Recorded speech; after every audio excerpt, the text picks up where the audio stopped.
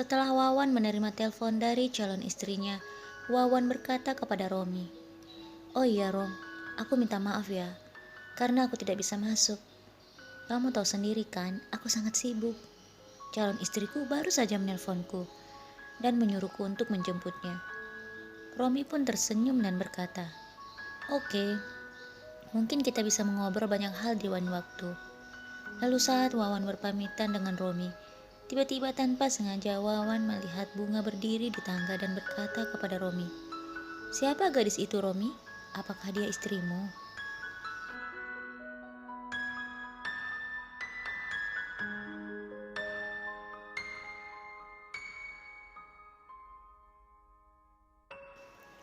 Romi terpaksa tersenyum, lalu berkata, "Iya, dia istriku."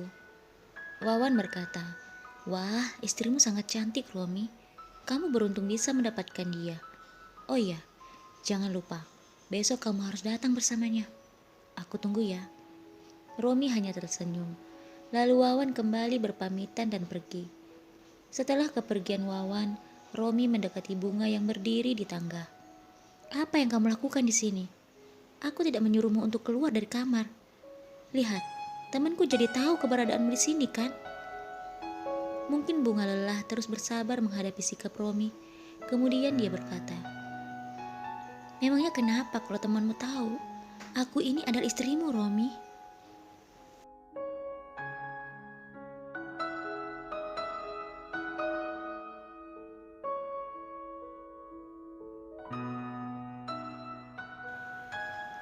Romi kemudian menatap mata Bunga dengan tajam. "Karena aku belum bisa menerima kamu itu adalah istriku, Bunga. Kenapa kamu tidak mengerti juga?" Lalu Bunga berlari masuk ke kamarnya. Romi yang melihatnya langsung memukul pagar tangga yang ada di hadapannya. Sejak saat itu Bunga hanya terus berada di dalam kamar. Ia terus menangis dan berpikir dengan apa yang terjadi dengan pernikahannya. Mengapa Romi belum bisa menerimanya sebagai istri? Mengapa hatinya belum bisa terbuka untuk dirinya? Apakah dia harus benar-benar melepaskan Romi dan kembali ke desa?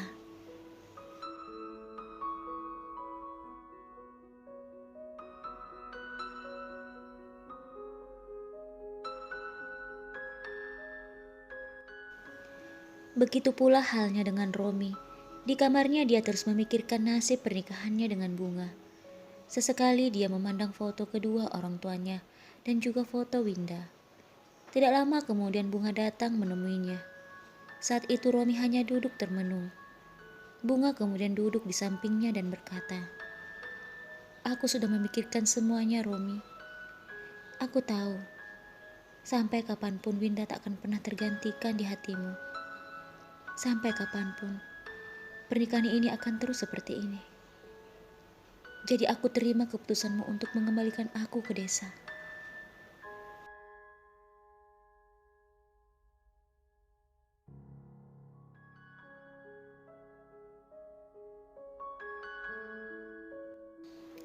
Air mata Bunga tiba-tiba mengalir begitu saja. Romi yang berada di sampingnya terus memandangnya dan tidak tahu harus berkata apa. Di sisi lain dia merasa kasihan dengan Bunga. Tetapi di sisi lain, dia benar-benar tidak bisa melupakan Winda. Dia tidak bisa melepaskan Winda begitu saja. Bunga kemudian melanjutkan perkataannya. "Pernikahan kita sudah berjalan berbulan-bulan, Romi. Tetapi, sudahlah. Aku tidak perlu mengatakan semuanya. Aku akan kembali ke kamar untuk menyiapkan semua barang-barangku."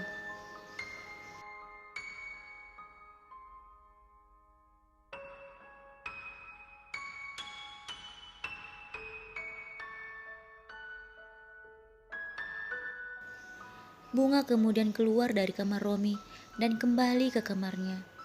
Dia mengambil kopernya dan memasukkan semua bajunya sambil terus menangis.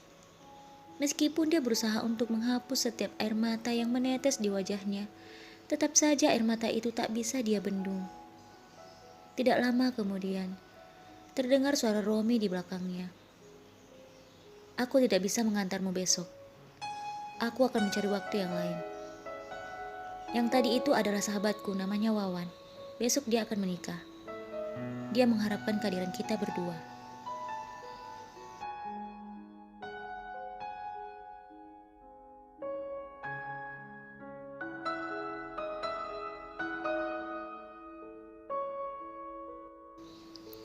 Bunga yang sedang merapikan baju-bajunya di koper hanya terdiam tanpa menoleh sedikit pun kepada Romi.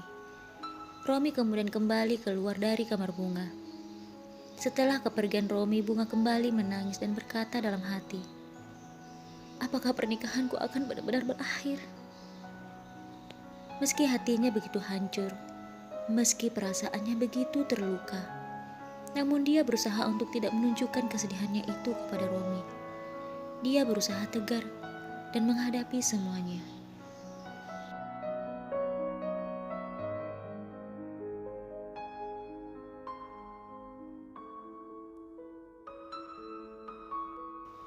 Seperti biasa, Bunga selalu menyiapkan makanan untuk Romi. Dan saat itu Romi terus memandang wajah Bunga. Mulai saat Bunga menaruh nasi di piring Romi dan menuangkan air di gelasnya. Tidak ada kesedihan di wajah Bunga.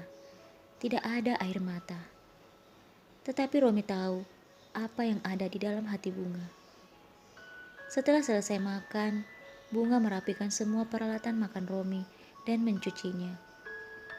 Sebelum Romi pergi, Romi berkata, besok malam kita akan pergi ke acara pernikahan sahabatku Wawan. Jadi bersiap-siaplah dan pakai pakaian yang terbaik.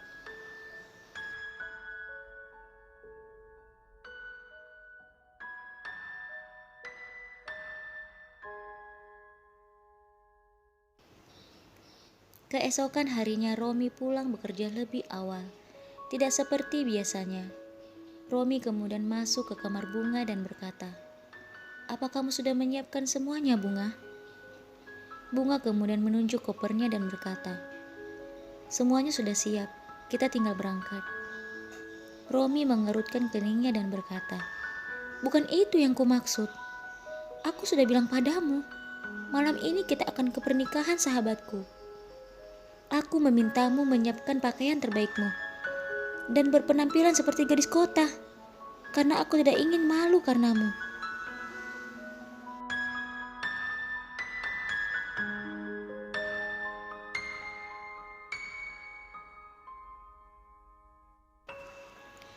Lalu Romi pergi meninggalkan Bunga. Setelah kepergian Romi, Bunga kemudian membongkar semua pakaian yang sudah rapi di dalam kopernya dan mencari baju yang menurutnya adalah baju terbaiknya. Saat dia mencoba bajunya di depan cermin, tanpa sepengetahuannya Romi yang berada di belakangnya dan melihatnya berkata, apakah itu baju terbaik yang kamu punya? Apakah tidak ada yang lain?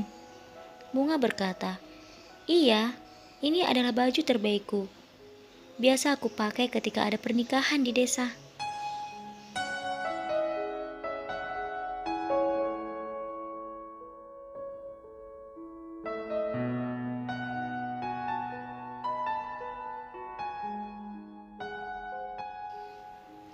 Wajah Romi terlihat tidak suka dengan baju itu.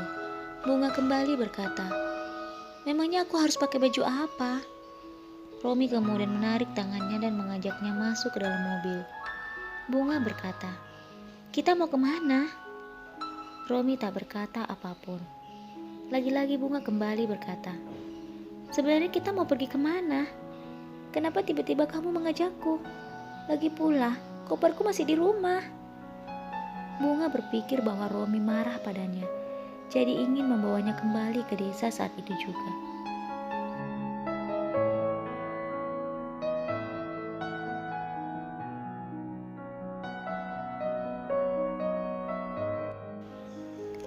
Lalu tibalah mereka di depan sebuah butik. Romi kemudian turun dari mobilnya dan mengajak Bunga masuk ke dalam butik itu. Bunga kembali bertanya, apa ini? Romi lalu berkata, apa kamu tidak melihat tulisan dan gambar di spanduk itu? Bunga kemudian melihatnya. Toko baju. Romi diam saja, tak menjawab pertanyaan Bunga. Saat berada di dalam toko itu, beberapa pelayan mendekati mereka dan menanyakan keperluan mereka. Romi berkata kepada para pelayan itu, Mbak, tolong carikan baju pesta yang paling cocok untuk gadis ini.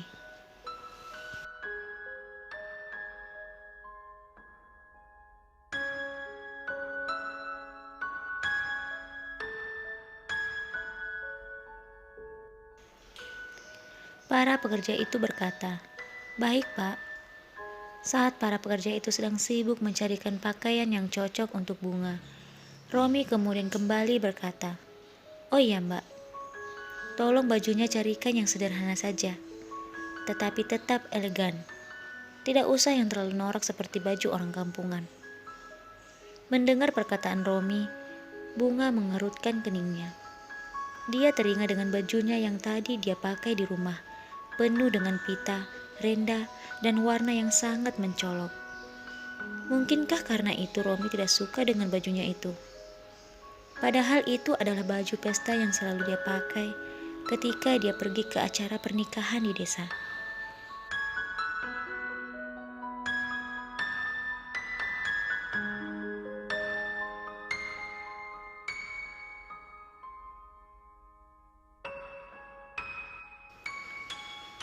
Setelah para karyawan di toko itu memperlihatkan beberapa baju kepada Romi yang cocok untuk Bunga, Romi memilih baju yang begitu sederhana, namun tetap terlihat mewah dan elegan.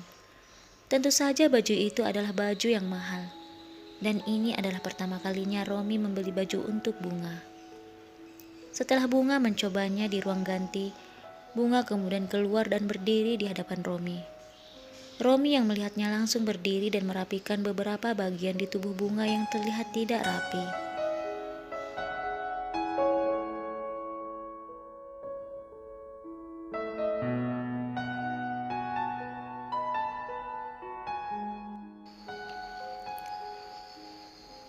Bunga terus menatap wajah suaminya itu, yang begitu sibuk merapikan bajunya. Suami yang tidak pernah mencintainya. Meski pernikahan mereka didasari karena perjodohan, tetapi Bunga merasa begitu berat untuk pergi meninggalkan Romi. Mungkinkah cinta itu tumbuh di hati Bunga? Tapi sejak kapan? Mengapa Bunga membiarkan perasaan itu tumbuh? Meskipun Romi terus saja berperilaku kasar padanya. Romi yang sadar Bunga sedang menatapnya, membalas tatapan Bunga dengan berkata, "Jangan mencoba membuatku jatuh cinta, Bunga. Itu tidak akan pernah berhasil."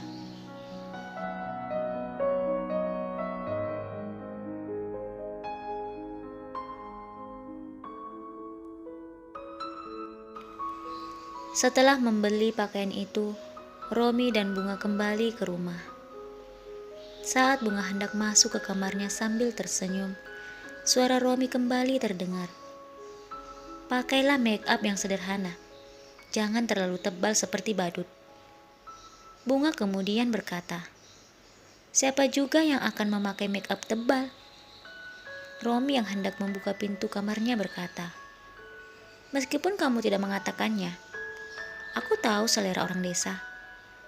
Ya, seperti itu. Baju norak dan make up tebal. Terlihat kampungan sekali." Romi kemudian masuk ke kamarnya. Sementara Bunga hanya mengangkat kedua bahu dan alisnya mendengar perkataan Romi.